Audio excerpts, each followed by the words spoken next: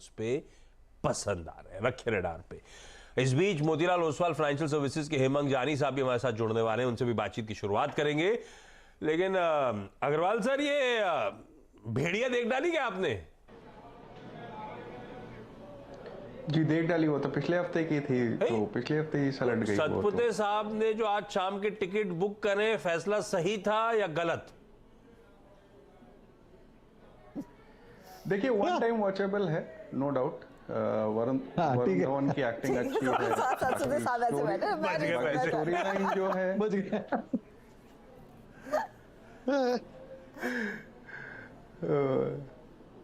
3D में देखिएगा सतपुते साहब, 3D का चश्मा लगा के कुछ और अच्छा नजर आएगा आपको। पैसा वसूल था ना अग्रवाल सर, ऐसा मानूं? कह सकते हैं, क्योंकि स्टोरी लाइन जो है वो बहुत पुरानी घिसी पिटी है। मनुष्य भेड़िया बन जाता है, ये हमने पहले राहुल रॉय की एक जुनून आई थी उसमें देखी थी। अच्छा, और फिलहाल में ही अगर थोड़ी सी मिलती जुलती देखी जाए तो उससे बेहतर वेब सीरीज दहन देखी गई है, जिसमें सेम स्टोरी, मोटा मोटी सेम स्टोरी कहा जा सकता है। तो स्टोरी लाइन वैसी है, बट हॉरर से ज्यादा कॉमेडी है इसमें, वो देख सकते हैं।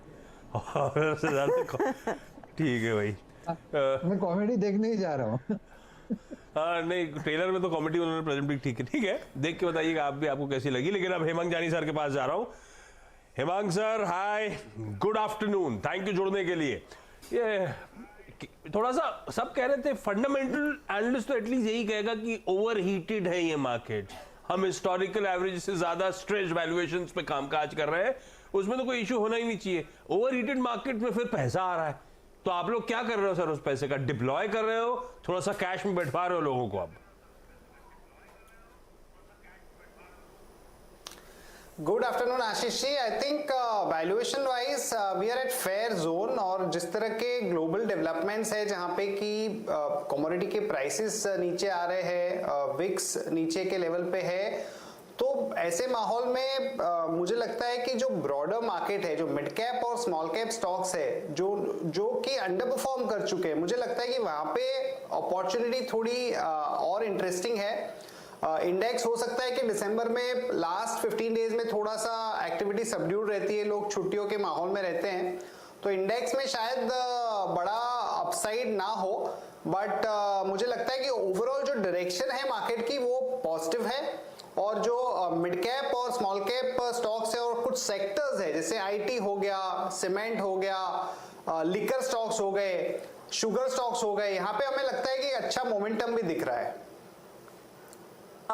आईटी की बात करते हैं हेमांग, जिस तरह का एक्शन देखने को मिला है अब, स्पेशली जब नैस्डैक और डाउ में अच्छी खासी रैली आती हुई दिखाई दी, और दूसरी तरफ जहां पर फेड कह रहा है कि हमारा रेट हाइक का सिलसिला जारी रहेगा, लेकिन जो इंटेंसिटी थी उसको थोड़ा सा कम करेंगे, जो हाई फ्लेम पर रेट हाइक्स हो रहे थे वो मीडियम फ्लेम पे आ जाएंगे। ये हमारे लिए किस तरह से प्ले आउट होगा? क्या हम एक्सपेक्ट करें फिर फोर्थ क्वार्टर की कमेंट्री सभी आईटी कंपनियों की थोड़ी सी और बेहतर सुनाई देगी?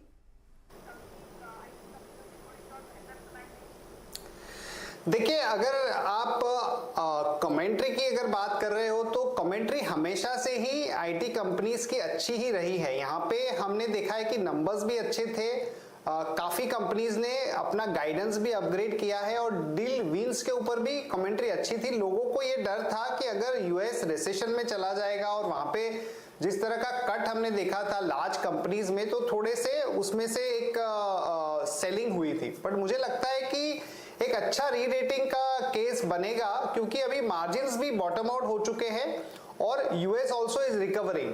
तो मुझे लगता है कि अभी भी अगर आप देखें तो out of 20-25 IT companies, hardly 3-4 companies जो है वो करेक्शन के पहले के लेवल पे आ चुकी है। परसिस्टेंट लगभग ओरिजिनल प्राइस के आसपास है, और 1-2 कंपनीज होंगी।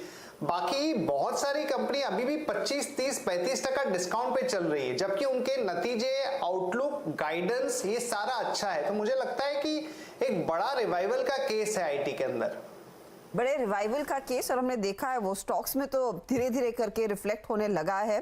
Perhaps ahead of the curve, लेकिन तगड़ी तेजी देखी जा रही है। अच्छा, दूसरी जो पॉकेट है जहां पर हमने देखा है काफी इंटरेस्ट फिर उभरने लगा है, न्यू एज कंपनी। हम अभी पेटीएम की बात कर रहे थे, आपने पेटीएम की कल की कमेंट्री आई एम श्योर सुनी होगी। पीबी फिनटेक के आज सॉफ्ट बैंक ने जो करीब 1000 करोड़ का माल बेचा, उसे हाथों हाथ लिया है बाजार ने।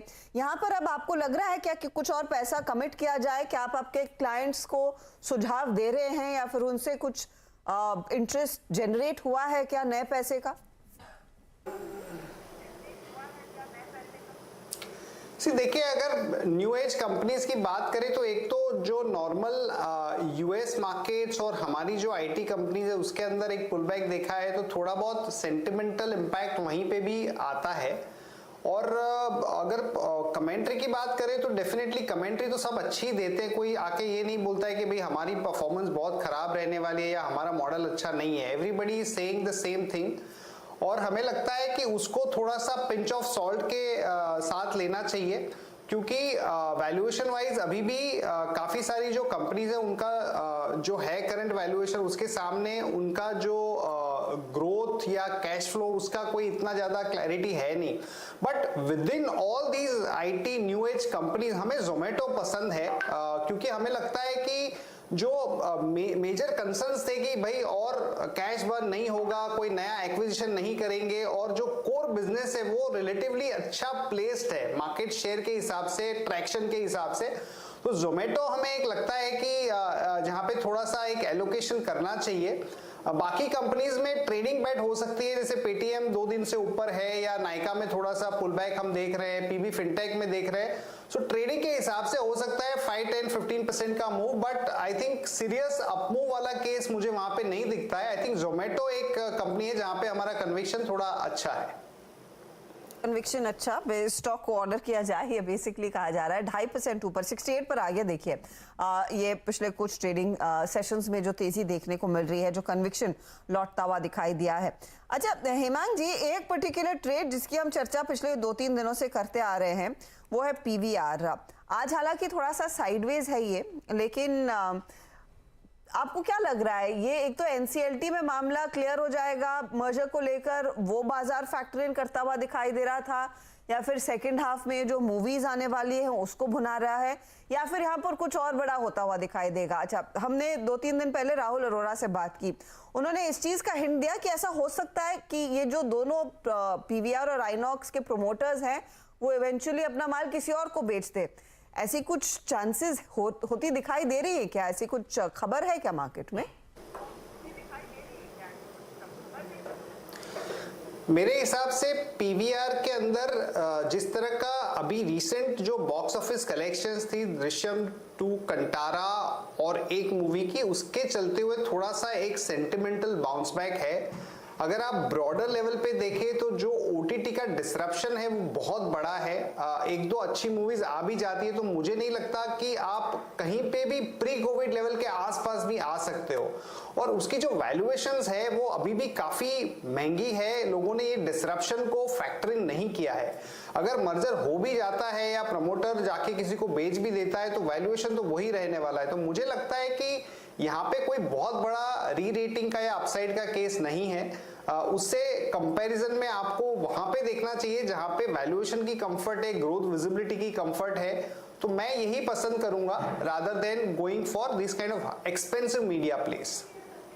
मैं अगर आपने कुछ फ्रेश बाय कॉल्स लेने हो वो क्या रहेंगे, क्या सुझाव है, क्या नया आपने ढूंढा है?